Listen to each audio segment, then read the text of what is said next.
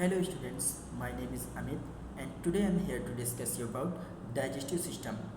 So digestive system को start करने से पहले हमें जानना होगा कि डाइजेशन क्या होता है.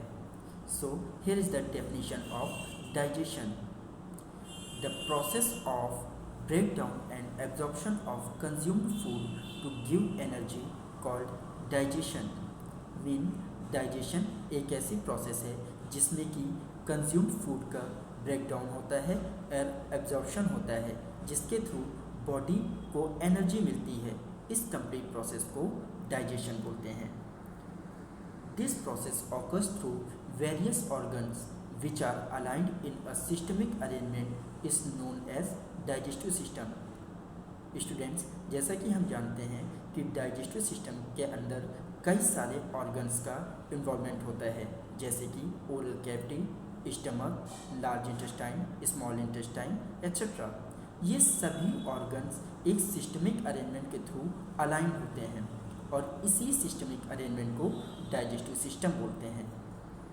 Now we will discuss about the importance of digestive system.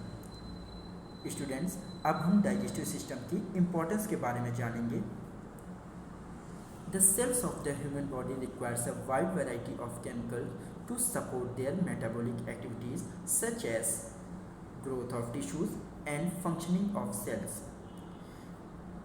Students, कई सारे एनिमल्स और लिविंग ऑर्गेनिज्म अपनी मेटाबॉलिक एक्टिविटीज़ जैसे कि टिश्यूज़ की ग्रोथ या सेल की फंक्शनिंग के लिए केमिकल्स की डिमांड करते हैं.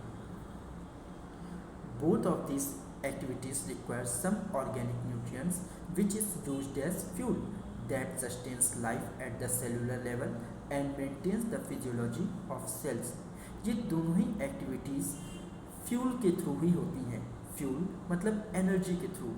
ये एनर्जी हमें ऑर्गेनिक न्यूट्रिएंट्स से मिलती है जो कि सेलुलर लेवल पर हमारी लाइफ को सस्टेन करती है, साथ में ही सेल की फिजियोलॉजी और उनके फंक्शंस को मेंटेन एंड कंट्रोल करने का भी काम करती है. The consumed food sources consist these organic nutrients like protein, fats and complex carbohydrates in the form of large molecules complex structure. Students, ये जो organic nutrients होते हैं ये large molecules complex structure होते हैं जैसे कि protein, fats and complex carbohydrates. Animals must convert these macromolecules into the simple molecules required for maintaining cellular function such as assembling new molecules, cell and tissues.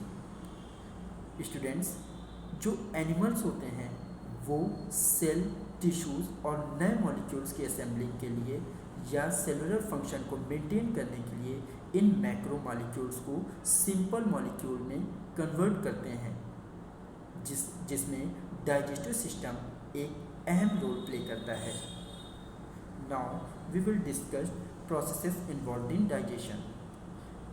Students, digestion में mainly two processes involve होती हैं. First is mechanical digestion and second one is chemical digestion. So first we will discuss with mechanical digestion. The mechanical breakdown of food by including processes like mastication, mixing and segmentation. Students, mechanical digestion में जो हम consume food या जो food हम खाते हैं उसका mechanical breakdown होता है. ये मैकेनिकल ब्रेकडाउन टीथ्स के थ्रू होता है जो कि ओरल कैविटी में ही पॉसिबल है. इसमें तीन प्रोसेसेस इन्वॉल्व होती हैं जैसे कि mastication, mixing and segmentation. Mastication को हम च्यूइंग भी बोल सकते हैं जिसमें फूड को दांतों के द्वारा चबाया जाता है और इसी मैस्टिकेशन प्रोसेस के साथ मिक्सिंग की भी प्रोसेस होती है जिसमें कुछ सैलिवरी ग्लैंड्स जो कि ओरल कैविटी के अंदर प्रेजेंट होती हैं वो कुछ सिक्रीशंस करती हैं. ये सिक्रीशंस इस च्यूड फूड के साथ मिक्स होता है. इसी प्रोसेस को मिक्सिंग बोलते हैं.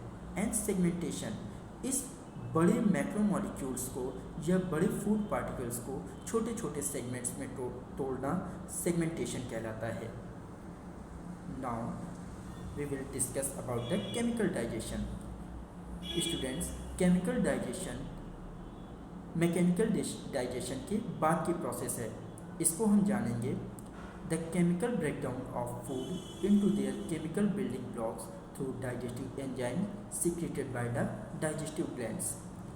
स्टूडेंट्स, केमिकल ब्रेकडाउन जो होता है वो डाइजेस्टिव ग्लैंड से निकलने वाले डाइजेस्टिव एंजाइम्स के थ्रू होता है।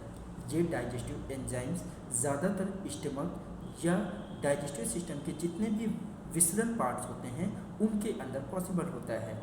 इस केमिकल डाइजेशन में फूड का केमिकल ब्रेकडाउन होता है जो कि मैक्रो मॉलिक्यूल को स्मॉल मॉलिक्यूल सिंपल मॉलिक्यूल्स में तोड़ने का काम करता है और फिर उसी के बाद पूरा जितने भी मॉलिक्यूल्स हैं, जितने भी न्यूट्रिएंट्स हैं, अलग अलग साइट्स पर एब्जॉर्ब होते हैं। सो स्टूडेंट्स, यहाँ हमने आज जाना कि केमिकल डाइजेशन, मैकेनिकल डाइजेशन, साथ ही डाइजेस्टिव सिस्टम की इम्पोर्टेंस क्या है और उसकी प्रॉपर डेफिनेशन को जाना। आई होप कि आपको ये वीडियो पसंद आया होगा। Thank you.